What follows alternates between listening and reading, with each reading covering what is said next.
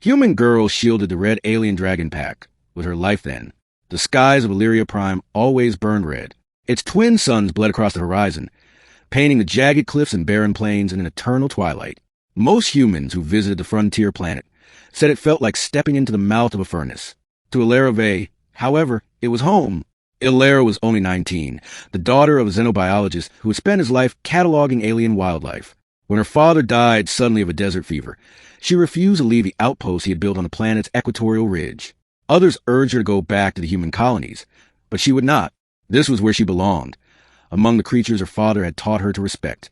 And none fascinated her more than the red-scaled dragon packs that roamed the basalt canyons. The dragons weren't like the myths from Earth. These were six-limbed reptilian titans, with wings wide enough to blot out the suns and claws that could split armored vehicles. But the most remarkable part of them was not their size or their strength. It was their community. They lived in packs, fiercely protective of one another, raising their young collectively, and even mourning their dead. Her father had told her once, "They're closer to wolves than reptiles, Illyria. They fight for their kin. They protect what they love. That's why they've survived." Illyria had never forgotten those words. The first encounter. The day began. Illyria was tracking a small herd of sand grazers across the high cliffs, recording their migration routes, when she heard the sound shrill, desperate cries echoing through the canyon below. She froze, gripping her binoculars. Down in the canyon, surrounded by scorched rock and drifting dust, she saw them. For dragon hatchlings, no older than a season. Their scales shimmered crimson in the light, their wings still too small for flight. They huddled together, eyes wide with fear. And they weren't alone. A squadron of mercenaries in black exosuits had cornered them. Their weapons hummed with charged plasma, and their laughter echoed cruelly across the canyon walls. "Easy credits," one of them sneered. "Albion Corp pays a fortune for dragon hides. These pups will fetch double alive." Ilyria's blood ran cold. She knew the corporations hunted the dragons for profit. Bones, scales, even their blood, which was said to enhance human strength. But to see it so close, to see children of the pack trembling before guns, it ignited something deep inside her. She didn't think. She only acted. Scrambling down the cliffside, she shouted, "Stop!" Her voice cracked but carried in the canyon. The mercenaries turned in surprise.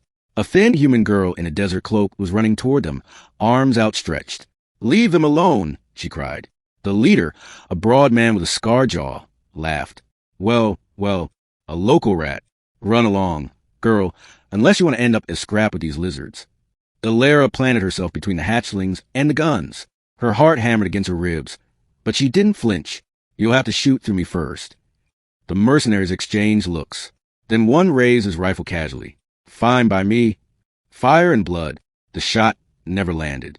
A roar split the skies, shaking the canyon walls. Shadows swallowed the mercenaries as three full-grown dragons dove from the cliffs above, wings thunderous, eyes blazing like molten fire. The pack had come. Chaos erupted. Plasma bolts lit the air, but the dragon scales deflected them like sparks off steel. Claws and teeth met metal and fire. One mercenary was lifted screaming into the sky and hurled into the rocks. Another was crushed under a swipe of a tail. The leader cursed and fired his cannon point-blank into a dragon's chest, only for the beast to shrug it off and unleash a torrent of flame. Amid the battle, Illyria shielded the hatchlings, curling her body around them as rocks and shrapnel rained down. They whimpered, pressing close to her, their hot scales seared her skin but filling her with an inexplicable sense of trust. Minutes later, the surviving mercenaries fled, dragging their wounded leader into a shuttle that roared away into the sky. Silence fell over the canyon, broken only by the hiss of cooling plasma scars and the rasping breaths of the dragons. Illyria lifted her head. The great pack circled her, their eyes, bright amber and intelligent, fixed on the strange little human who had risked herself for their young. One dragon, larger than the rest, lowered its head until its snout touched the ground before her. Illyria froze, trembling. Slowly, she reached out and pressed her palm against its warm, scarred scales. A bond was forged in that moment.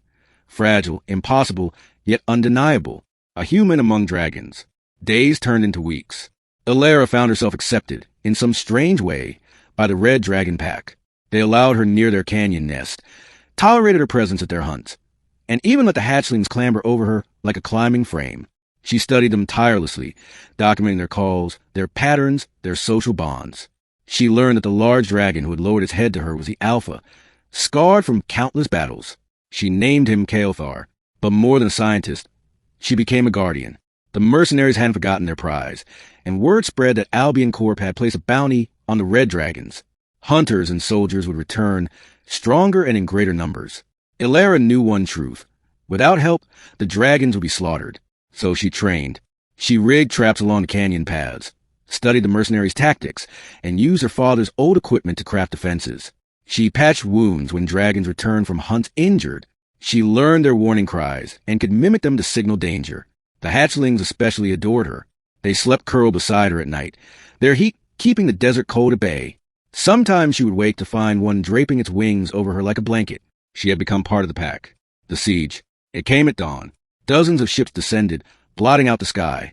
Armored transports unleashed waves of mercenaries, their exocets gleaming, their weapons heavy.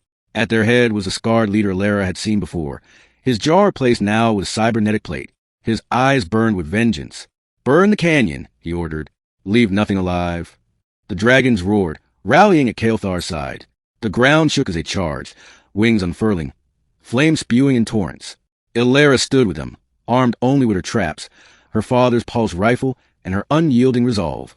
She sprinted to the battlefield, setting off charges at collapsed cliffs on advancing squads, luring enemies into dragon ambushes, and shielding the hatchlings whenever the fighting grew close.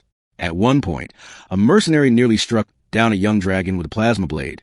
Without hesitation, Ilara hurled herself into path, the blade searing across her shoulder. Pain blinded her, but she refused to fall. The hatchling screeched, blasting flame that incinerated the attacker. "Run!"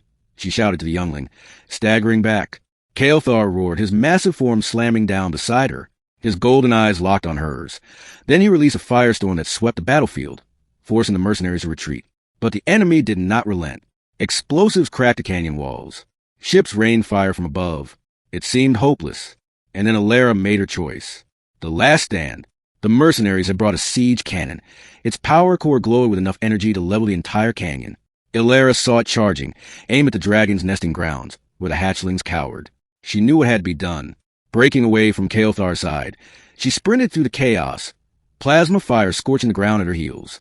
She climbed the rocks, blood soaking her arm, until she reached the cannon platform.